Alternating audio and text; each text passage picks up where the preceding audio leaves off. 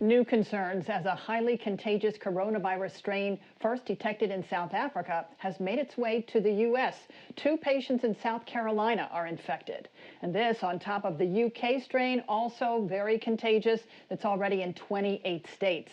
Experts say the virus could kill another 90,000 Americans by this time next month. And January is not over yet. It's already the deadliest month in the pandemic. So we bring in political insider Armstrong Williams this morning to discuss this. And Armstrong, the race to vaccinate Americans certainly is on, but we're seeing vaccine supplies not keeping up. And even people with appointments showing up, they're being turned away. So there's just a lot of frustration out there right now. How do you think President Biden is handling the vaccine rollout so far and the push to get more people vaccinated, especially minorities? Good morning, Melanie. The two cases in South Carolina, one of them were in my hometown of Marion, South Carolina, and it certainly has created a panic of fear there. You know, the president is very aggressive. Obviously, he's opening up more portals and more frontline workers to distribute the vaccine. Obviously, they corrected the issue of the protocols that they set up in place. If some of the people don't show up and don't want to be vaccinated, then the next line, people in line gets that vaccination, so it doesn't spoil and no longer you can use it. I mean, listen, there's so much you can do. You know, he has Pawson and others who were advising President Trump, and listen, it's the best they can do. I mean, I don't know how they can do it any better. I know we want some miracle. Obviously, if we know today what we knew a year ago, it would probably be better. But there's no question that the virus is down. Less people are dying.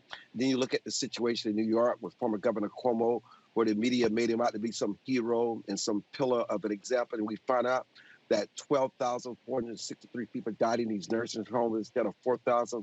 I mean, we're talking about real lives here. People lost their lives. And do you think that he had is he culpable in any of this? And while he may be culpable, obviously he gets the blame, but obviously no one wants to see these kind of deaths and people die for no reason at all, but we made progress. So, you know, I give the president credit for being aggressive, doing the best he can, and just give it a month or so just to see how it plays out, see whether the numbers start receding.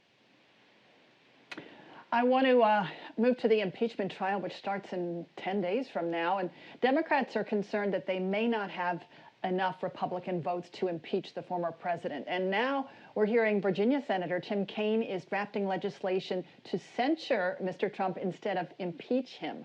Would that carry the same weight, and would it actually prevent Mr. Trump from seeking office in the future, which is the goal for the Democrats? Melanie, it's so sad when people like the Speaker of the House, Pelosi, and the Senate Majority Leader, Chuck Schumer, lock themselves into a fiasco which they have no way out except going forward.